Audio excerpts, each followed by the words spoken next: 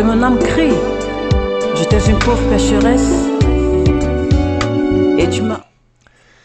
8h00 dans le studio de Christ Radio. Nous sommes ensemble dans notre émission habituelle, donc du matin, 8h. Nous sommes le vendredi 30 juillet 2021 et nous continuons notre réflexion sur l'Église. Alors on a commencé à essayer de prendre toutes les références bibliques que nous trouvons dans les Écritures où on nous parle de l'Église. Et je voudrais avec vous qu'on puisse avoir une définition de ce qu'est l'Église, bibliquement parlant. Alors j'ai essayé de prendre quelques définitions, je pense qu'au fur et à mesure du temps on en trouvera d'autres. Quelle est la définition même de l'Église? Qu'est-ce que c'est que l'Église? Je vous rappelle qu'en France on dit qu'il y a 400 définitions du mot secte. Alors 400 c'est peut-être beaucoup, mais tout ça c'est pour vous montrer que la secte c'est quelque chose qui va dépersonnaliser une personne, qui va la rendre psychologiquement dépendant d'un gourou, il y a plein de définitions du mot secte, plein. Et alors quelles sont les définitions que nous avons de l'Église? Habituellement, je pense que sur le marché de la culture, de la discussion par rapport à l'Église, on a l'impression que la première définition de l'Église, c'est le corps mystique du Christ. L'ensemble de tous ceux qui seront sauvés et iront au ciel. Alors, quelque part, je ne suis pas contre, c'est une définition aussi de l'Église, qui est réelle et qui est vraie. Mais il y a plusieurs définitions de l'Église. Et quelle serait la première définition de l'Église? Quand Jésus-Christ dit dans Matthieu 16, 18, « Pierre, tu es Pierre, et sur cette pierre je bâtirai mon Église », qu'est-ce qu'il avait comme idée dans la tête? Pierre, tu es Pierre, sur cette pierre je bâtirai mon Église.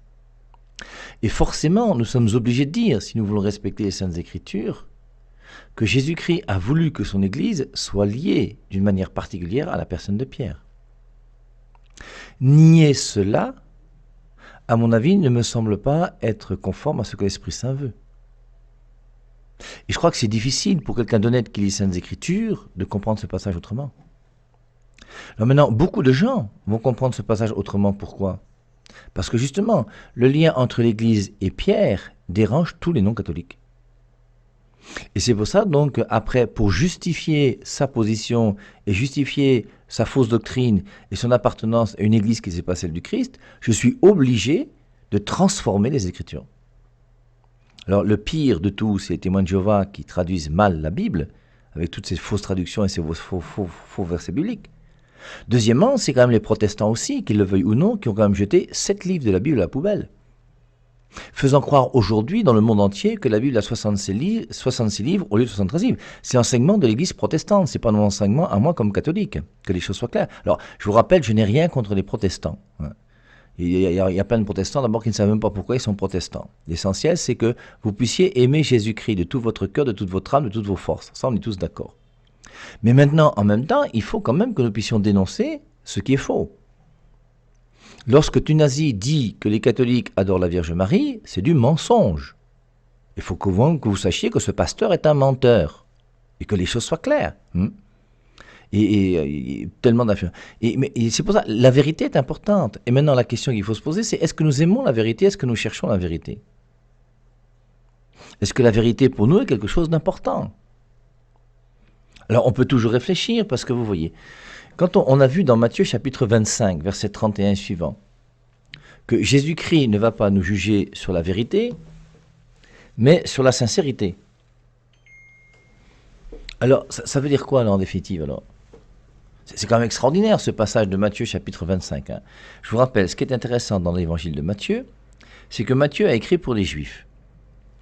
Et ce Matthieu qui a écrit pour les Juifs, donc pour des gens qui connaissent l'Ancien Testament, qui connaissent David, qui connaissent Abraham, qui connaissent les prophéties qui annoncent la venue du Messie, eh bien, il commence le premier discours de Jésus-Christ, dans Matthieu chapitre 5, 6, 7, ce qu'on appelle le discours sur la montagne, il commence par les béatitudes. Et j'ai envie de dire, dans les béatitudes, il n'y a rien de chrétien. Un peu, mais très très très peu. Jésus-Christ n'a pas commencé par dire « Heureux celui qui naîtra de nouveau ». Heureux celui qui va choisir Jésus-Christ comme son Seigneur, son Sauveur et son ami. Heureux celui qui mangera l'Eucharistie régulièrement. Heureux celui qui ira à la messe chaque dimanche. Heureux celui qui sera marié à l'église. C'est pas ça qu'il dit. Heureux les pauvres, heureux les doux, heureux les... ceux qui ont faim et soif de la justice, heureux les faiseurs de paix, heureux. Et c'est un discours complètement universel, qui ne s'adresse pas uniquement aux chrétiens qui ont la foi, qui s'adresse au monde entier. Et le monde entier peut recevoir les béatitudes de Jésus-Christ, quelle que soit ton appartenance à une religion quelconque. Et c'est ce qu'il fait en même temps, notre brave Matthieu. À la fin, lorsque Jésus-Christ donne son dernier discours, qu'il va donner le dernier enseignement de Matthieu, c'est Matthieu chapitre 25. Matthieu chapitre 26, je vous rappelle, c'est l'arrestation. 27, la mort. 28, la résurrection. Et dans Matthieu 25, c'est la parabole du jugement dernier. J'ai eu faim, vous me donnez à manger. Il n'a pas dit, est-ce que tu t'es marié avec une seule femme? Est-ce que tu es fidèle? Est-ce que tu commettais l'adultère? C'est pas ça qu'il dit. Et tout ça, on avait vu, c'est pour nous montrer que nous serons tous jugés, non pas sur la vérité, mais sur la sincérité. Ça veut dire quoi? Ça veut dire qu'il y a quelque chose de plus important que la vérité. Et ce qui est plus important que la vérité, c'est quoi? C'est l'amour. Et nous tous, nous serons jugés sur l'amour. Toi qui es protestant, toi qui es pentecôtiste, toi qui es adventiste, toi qui es témoin de Jéhovah, si dans ton cœur tu vis la charité, il n'y a pas de souci. Celui qui aime Dieu, celui qui aime même est né de Dieu. On ne dit pas celui qui aime Dieu, celui qui aime est né de Dieu. Et si l'amour est en toi, tu as un lien avec Dieu parce que Dieu est amour. Mais maintenant, comprenons que nous ne pouvons pas non plus, au nom de l'amour, refuser la vérité. Et la vérité est intéressante, pourquoi? Parce que la vérité va nous aider à aimer plus.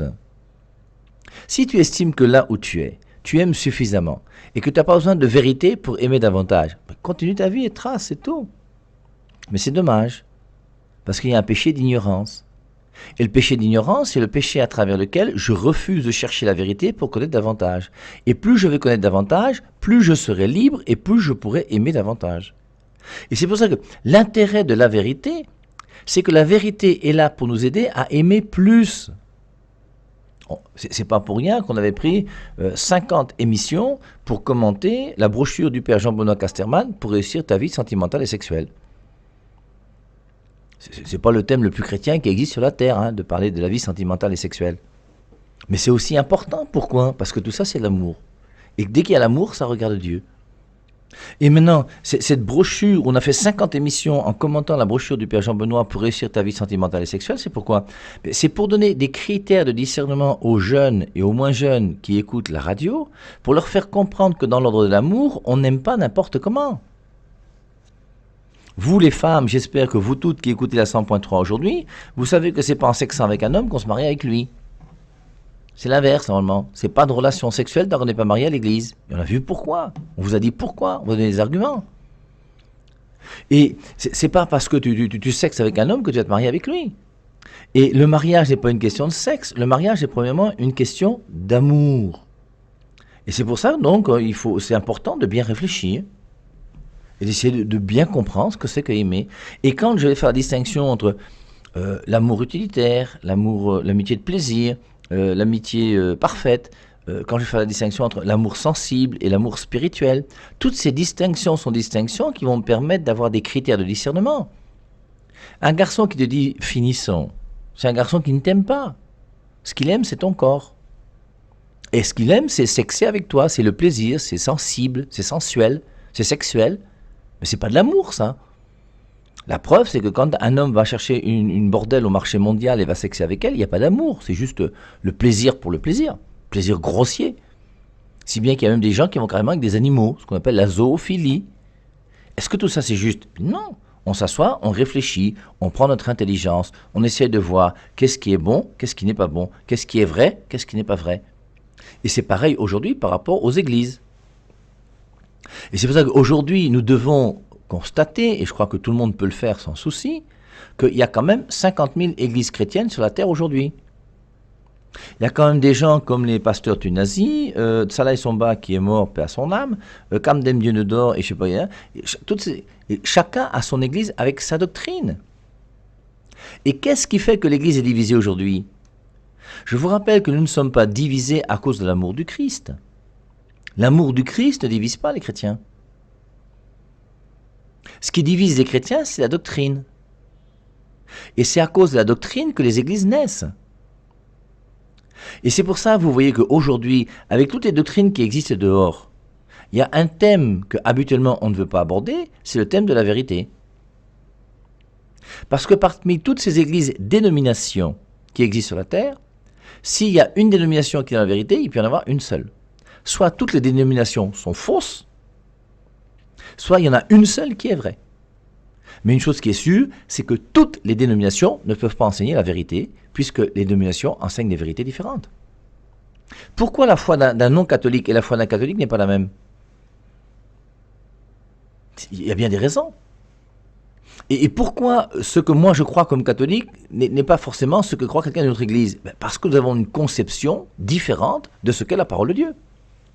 S'il y avait une seule et même parole de Dieu sur la terre, or il y a une seule parole de Dieu.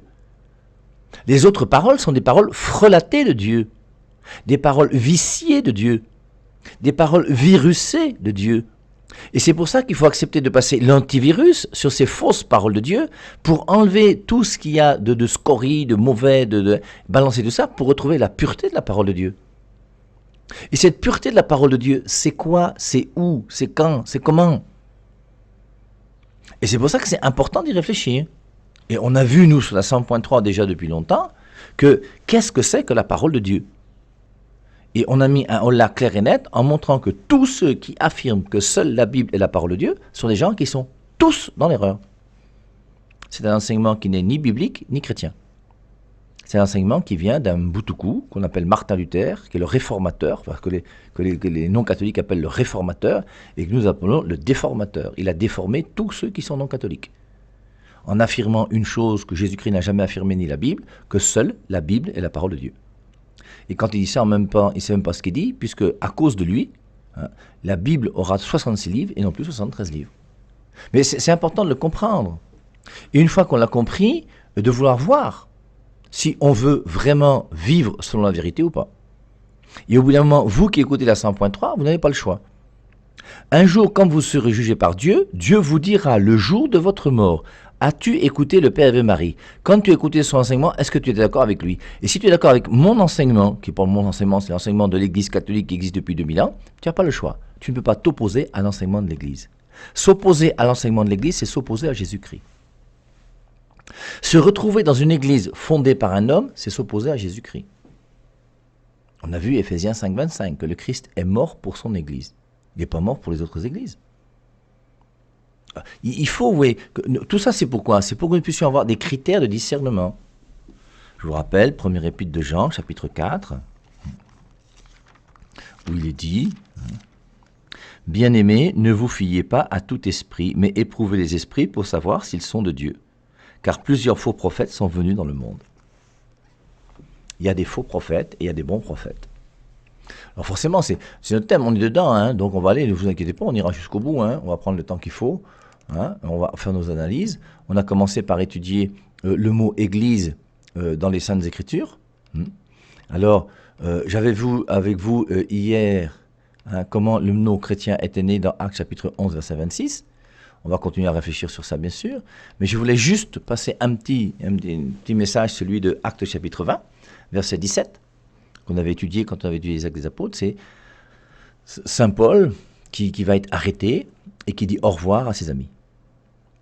Et donc, Acte 27, c'est donc de Milet que Paul a envoyé un courrier à Éphèse pour convoquer les anciens de l'Église. Il convoque qui? Les anciens de l'Église. Ce n'est pas le corps mystique du Christ, hein. C'est les anciens de l'Église. L'Église, c'est une institution. Cette institution qui est là avec une autorité. On a vu dans une référence hier dans laquelle on a mis des responsables et des anciens à la tête de l'Église. On a même lu 1 Timothée 3.2, il faut que l'évêque soit marié d'une seule femme, apte à garder sa famille avant de pouvoir être responsable de la communauté chrétienne. En sachant que le mot évêque ne correspond pas au mot évêque aujourd'hui qui correspond au diocèse, mais évêque en grec veut dire surveillant responsable. Et ce surveillant ou ce responsable de la communauté chrétienne, de l'Église. Et on choisit des surveillants en donnant des critères. L'Église dont on parle n'est pas le corps mystique du Christ. C'est une Église institution dans laquelle il y a des gens qui ont été baptisés, dans laquelle il faut mettre un ordre. Et l'Église, lorsqu'elle décide dans Actes chapitre 6 d'avoir des diacres, c'est l'Église qui va instaurer le diaconat. Pourquoi? Pour permettre aux apôtres qui sont responsables de l'Église de pouvoir continuer à donner la parole de Dieu. Et les diacres seront des serviteurs à côté des apôtres pour leur permettre de s'occuper des choses matérielles. C'est bien des gens qui ont été nommés. On a nommé Matthias à la place de Judas. C'est pas le corps mystique du Christ, c'est des élections qui ont eu lieu, mes amis, dans une église qui est l'église que le Christ a voulu quand même. Mais respectons ce qui est écrit. Donc, et Saint Paul, lui, il sait qu'il va être arrêté, que bientôt il va partir. Qu'est-ce qu'il fait? Il va réunir les anciens de l'église. Il n'a pas réuni toute l'église, il a réuni les responsables, les anciens de l'église. C'est donc de Milet que Paul a envoyé un courrier à Éphèse pour convoquer les anciens de l'église.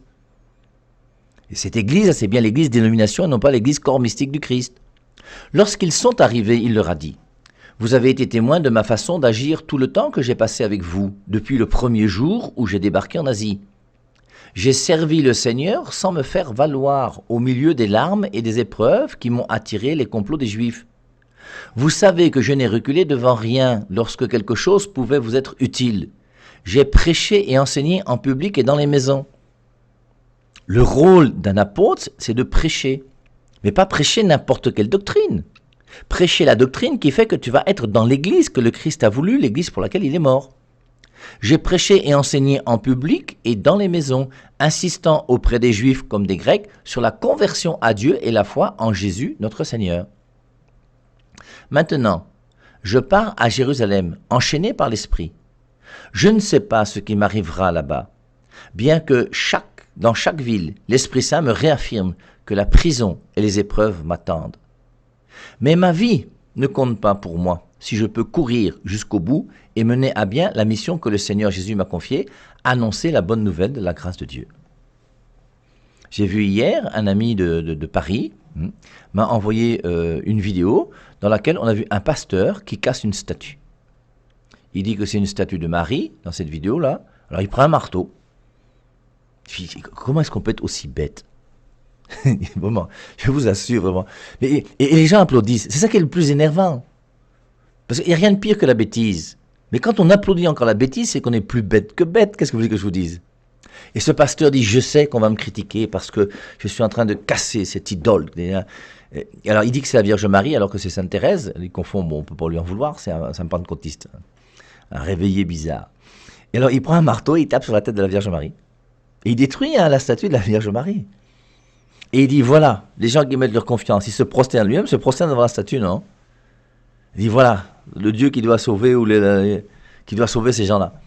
Et regardez, je donne un coup de marteau, paf, un œil s'en va, paf, le nez part, paf, les oreilles, paf, la tête est à terre. Mais moi, si j'avais été là, j'allais lui dire: bon, je prends la Bible, maintenant j'ouvre la Bible, je prends quelques pages et je mets le feu dedans.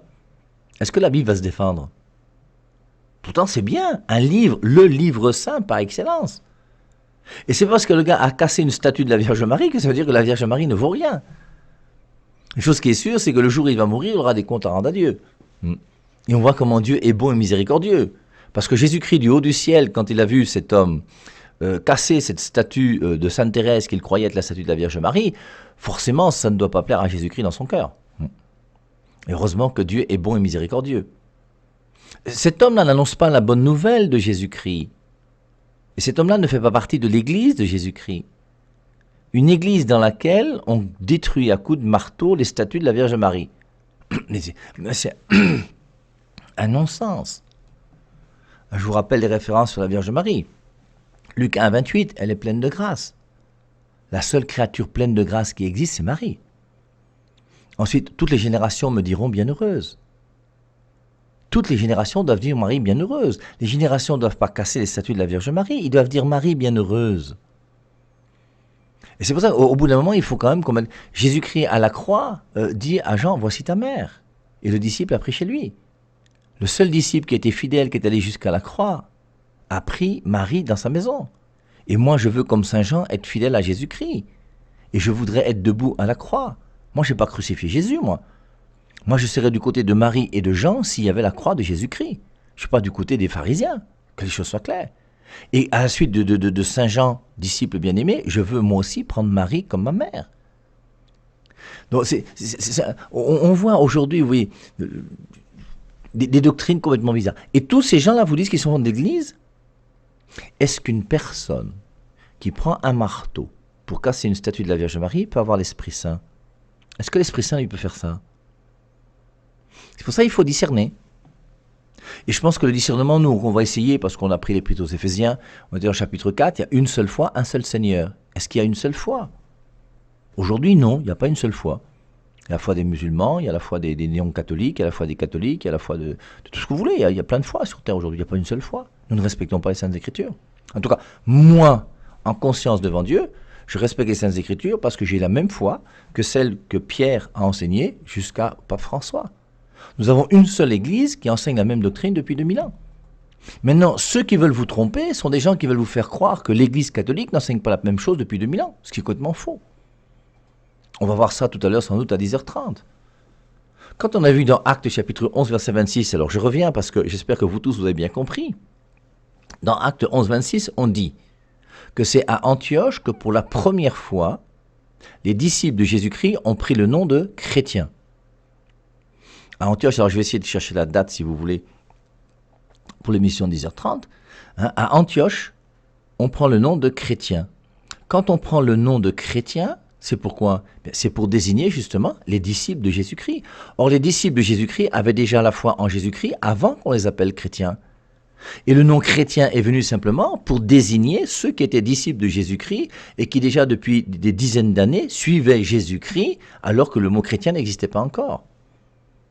Et on lira sans doute à 10h30 la lettre aux Smyrniotes de saint Ignace d'Antioche, écrite en 110 après Jésus-Christ, où on voit comment dans l'église primitive, ce qui est curieux, c'est que tout le monde veut revenir à l'église primitive et vous ne voulez pas lire les pères de l'église.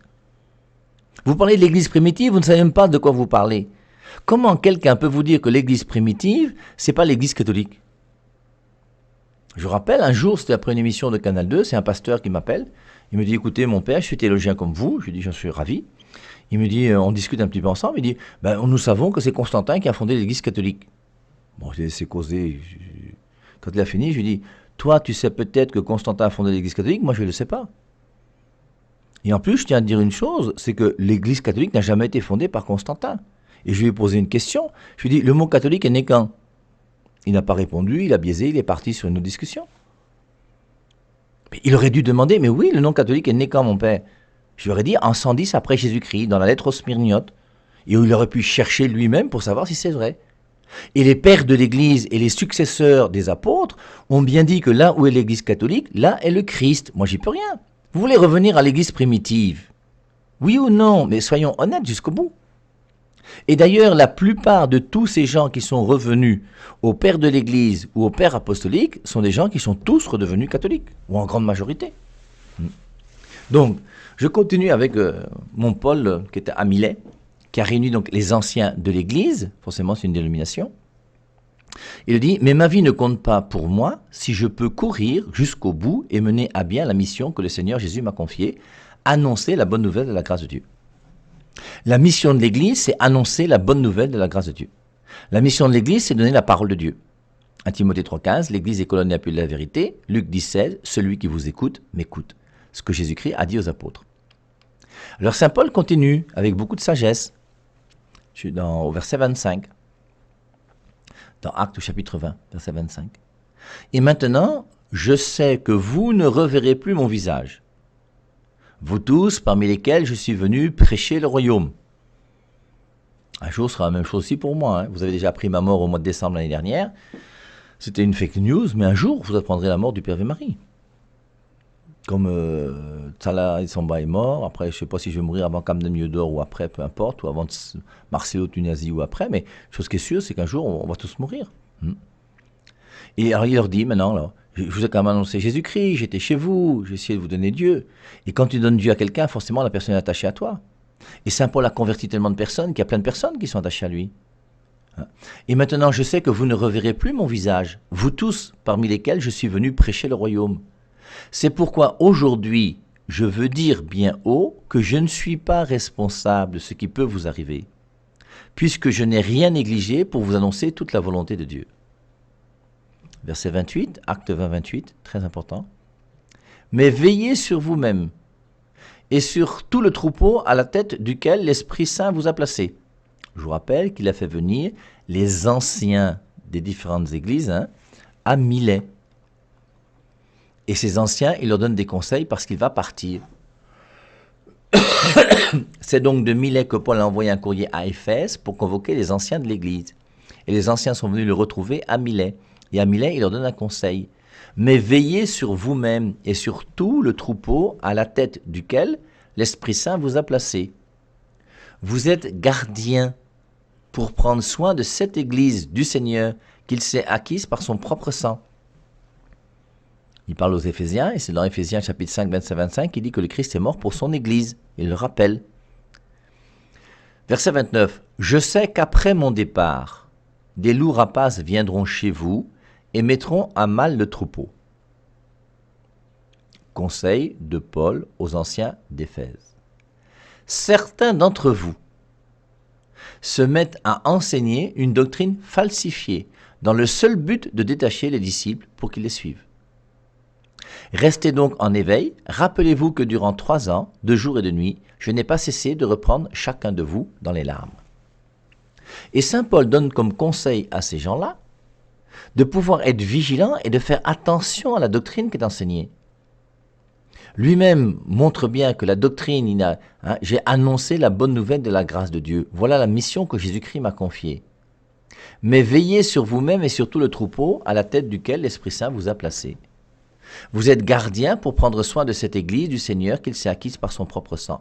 Je sais qu'après mon départ, des loups rapaces viendront chez vous et mettront à mal le troupeau.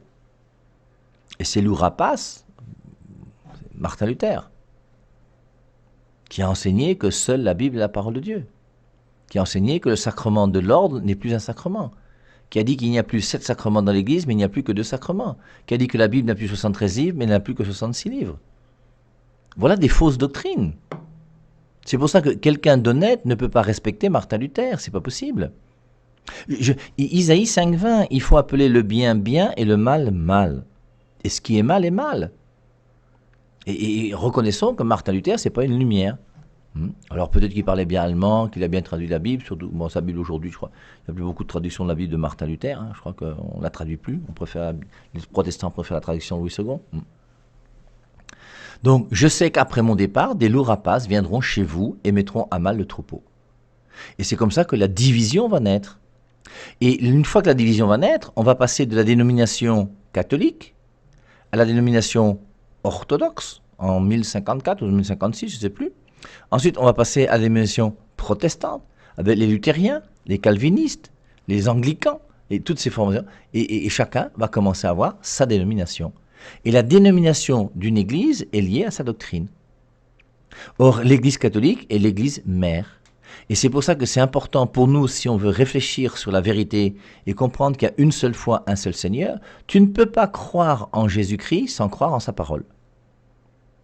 Et tu ne peux pas croire en Jésus-Christ en croyant en sa parole sans croire à son église. Il y a une seule foi, ça veut dire qu'il y a une seule église. Et il y a une seule église voulue par Jésus-Christ. Matthieu 16, 18, Pierre, tu es Pierre, sur cette pierre, je bâtirai mon église. Alors, on comprend maintenant pourquoi aujourd'hui, on ne veut plus parler de la dénomination. Parce que la dénomination, c'est le thème qui fâche. Et comme on n'aime pas la vérité, on noie le poisson, comme on dit, en disant que l'église, ce n'est plus la dénomination. Le mot catholique n'est pas biblique, le mot protestant n'est pas biblique, le mot... Alors on noie le poisson en disant que... Et puis chacun va essayer d'avoir sa petite doctrine. Je ne pense pas que ce soit ce que l'Esprit Saint a voulu, ni Jésus-Christ. 1 Timothée 3,15, l'Église est colonne et appui de la vérité. La vérité se trouve dans l'Église pour laquelle Jésus-Christ est mort. Et puis dans Jean chapitre 16, verset 12, il est dit, Jésus-Christ dit carrément, j'ai encore beaucoup de choses à vous dire, mais vous ne pouvez pas les comprendre pour le moment. L'Esprit Saint, lui, lorsqu'il viendra, vous conduira à la vérité tout entière. Et l'Esprit Saint conduit à la vérité tout entière. Et on voit comment l'Esprit Saint conduit à la vérité tout entière à travers Actes chapitre 15, les conciles, où au concile de Jérusalem, Acte 15, verset 28, il est écrit « L'Esprit Saint et nous avons décidé que ». Et lors d'un concile, lorsque les responsables de l'Église sont réunis ensemble, l'Esprit Saint aussi est présent. Et c'est pour ça que c'est sérieusement compliqué pour un chrétien de refuser les conciles. Je ne peux pas accepter le concile de Acte 15 accepter le concile de Nicée et de Constantinople et dire que tel concile ensuite est mauvais. Pourquoi? Parce que l'Esprit Saint et nous avons décidé que. Donc nous continuons tranquillement notre petite réflexion sur l'Église. On se retrouve à 10h30. Je vous rappelle que nous sommes vendredi et que chaque vendredi on essaye de faire un effort. Puisqu'on a vu dans Galates chapitre 5, verset 19, les fruits de la chair, ou les œuvres de la chair. Et dans Galates 5, 22, les œuvres de l'Esprit Saint. Et dans Galates 5, 22, dernière œuvre de l'Esprit Saint, fruit de l'Esprit Saint, c'est la maîtrise de soi. Il y a l'amour, la joie, la paix, et le dernier, c'est la maîtrise de soi. Et la maîtrise de soi, nous devons l'acquérir. Et pour l'acquérir, on n'a pas le choix, il faut poser des actes. Et chaque vendredi, on essaye, au niveau de la 100.3, de faire un effort pour pouvoir, soit faire un effort sur la nourriture, soit un effort sur la boisson, soit un effort pour jeûner jusqu'à 18h ou je ne sais pas quelle heure, un petit effort pour aller davantage à l'église, lire davantage la Bible, enfin que chacun d'entre nous fasse un petit effort parce que le vendredi est le jour qui est réservé d'une manière particulière pour les chrétiens à la mort du Christ. C'est le vendredi à 15h que le Christ est mort sur la croix. C'est pour ça qu'il y a l'heure de la miséricorde, pour ceux qui font la pratique de la miséricorde. Et donc, n'hésitons pas, nous non plus, aujourd'hui, à pouvoir méditer un peu la passion de notre Seigneur Jésus-Christ, essayer de faire des efforts.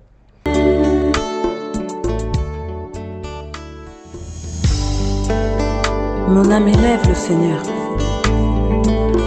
Exulte, car il a fait des merveilles dans ta vie.